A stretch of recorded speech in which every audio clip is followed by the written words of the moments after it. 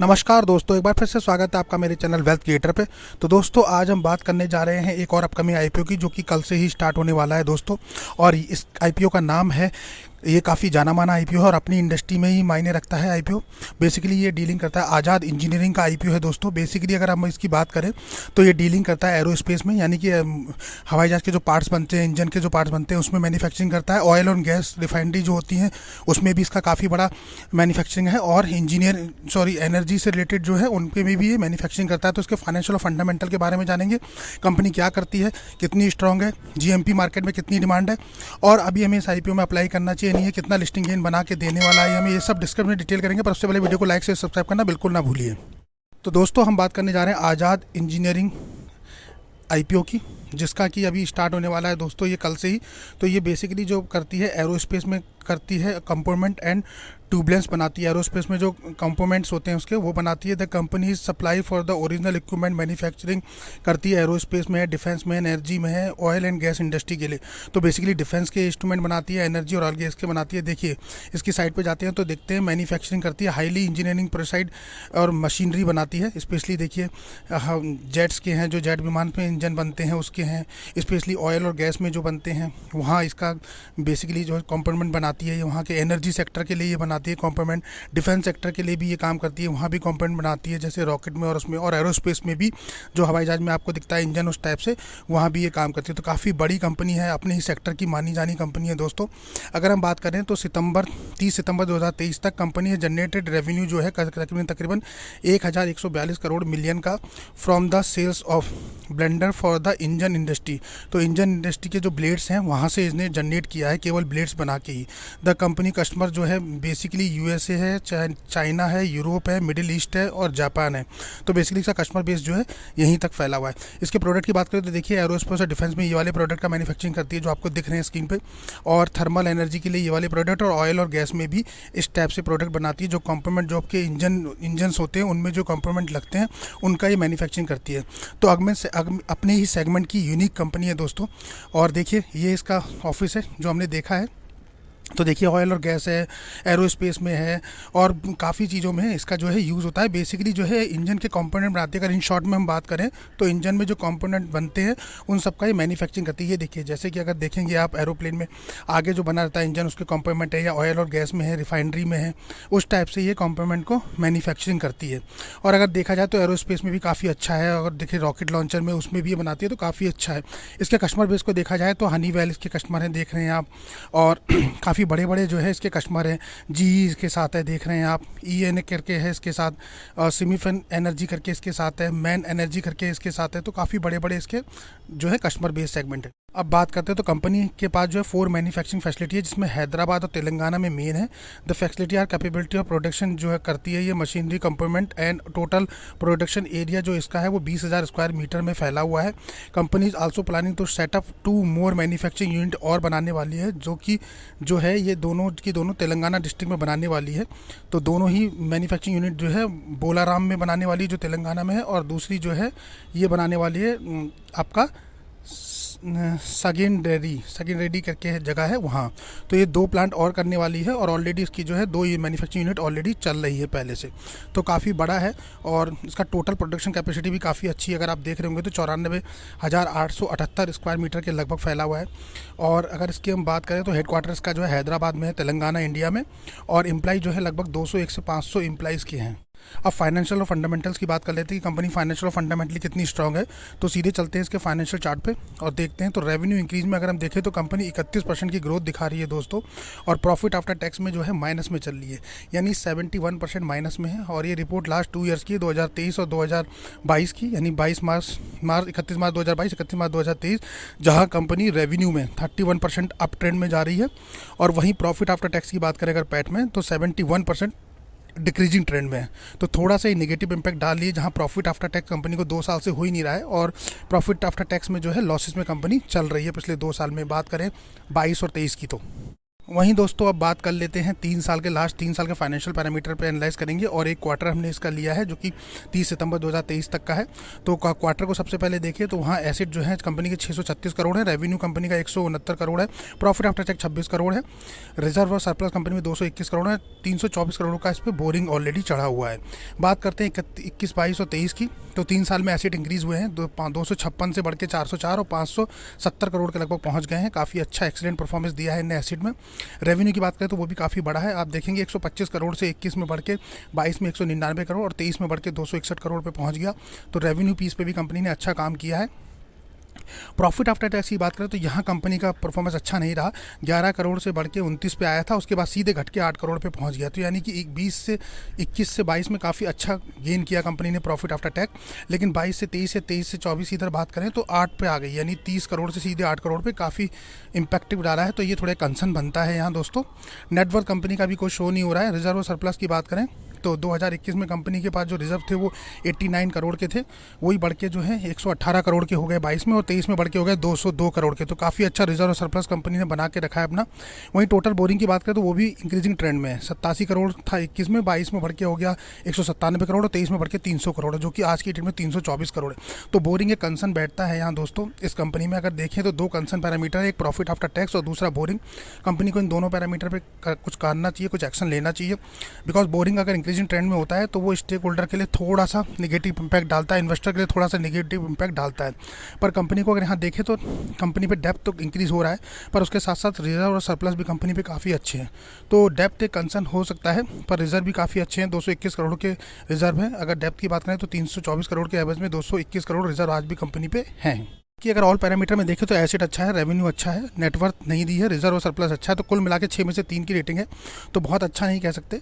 Depth इसमें एक बहुत बड़ा कंसर्न है। तो फाइनेंशियली अगर हम देखेंगे तो कंपनी एवरेज है, बहुत अच्छी फाइनेंशियली नहीं कह सकते कि कंपनी बहुत स्ट्रांग है फाइनेंशियली, पर एवरेज परफॉर्मेंस पे दे रही है। थोड़ा सा काम करेंगे तो कंपनी डेफिनेटली स्ट्रांग बन सकती है इन फ्यूचर में। बस यहाँ एक प्लस पॉइंट ये है कि कंपनी के पास रिजर्व और सरप्लस काफ़ी अच्छे दिख रहे हैं, और कंपनी का एसेट और रेवेन्यू साल दर साल इंक्रीज़ होता जा रहा है। पर कंपनी को जब तक प्रॉफिट नहीं आएगा तब तक इन्वेस्टर को मन में फेथ नहीं आता, और कंपनी में लॉन्ग टर्म वो सस्टेन नहीं करते हैं। तो प्रॉफिट में आना कंपनी को बहुत ज़रूरी है। अदरवाइज़ देखें तो बाकी parameters so and so good category में दिख रहे हैं हमें।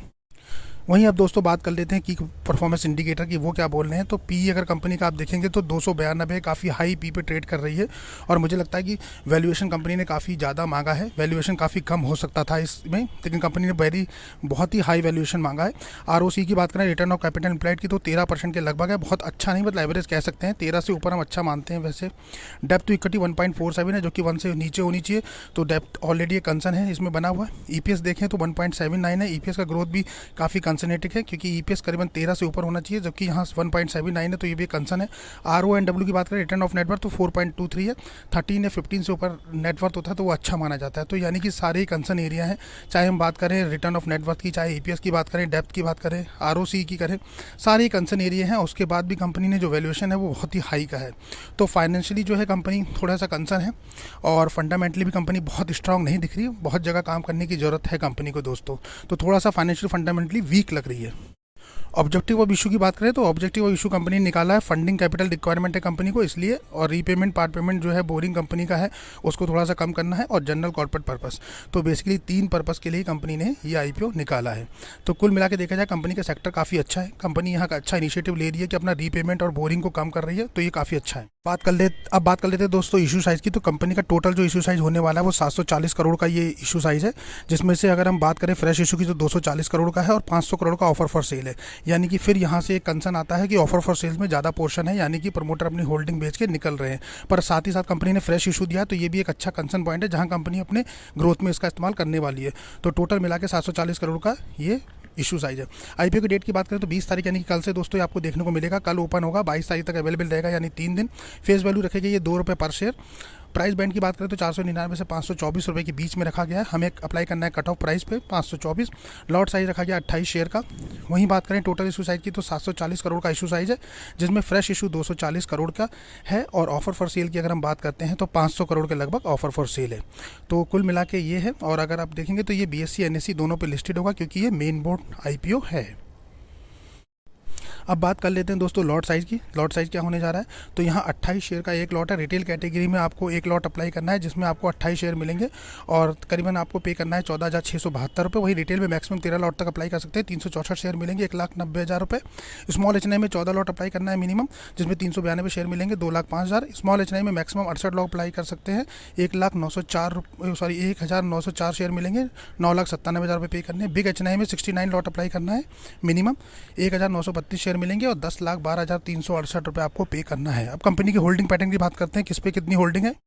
तो अगर आज़ाद इंजीनियरिंग आईपीओ की प्रमोटर होल्डिंग की बात करें तो इसमें प्रमोटर जो है मिस्टर राकेश चोपड़ा जी हैं, उनके पास ही पूरी है और एक ही प्रमोटर है इसमें, तो उन्हीं के पास है होल्डिंग और 78.61% उनके पास है। और आफ्टर दिस आईपीओ कितनी रहेगी ये भी डिस्क्लोज कंपनी ने यहाँ नहीं किया है। वहीं रिजर्वेशन चार्ट की बात कर लें तो क्यूआईबी को कंपनी ने 50% का पोर्शन इस आईपीओ में दिया गया है।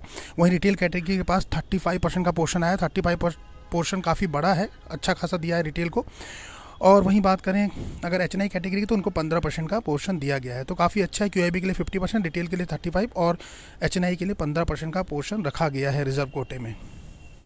अब एक बार और बात कर लेते हैं इंपॉर्टेंट डेट्स की क्या होने वाली है दोस्तों। तो इंपॉर्टेंट डेट्स एक बार फिर से नोट कर लीजिए। तो इंपॉर्टेंट डेट्स होने वाली हैं इसके, आईपीओ जो ओपन होगा 20 दिसंबर को आपको ओपन होता हुआ दिखेगा, यानी कि कल।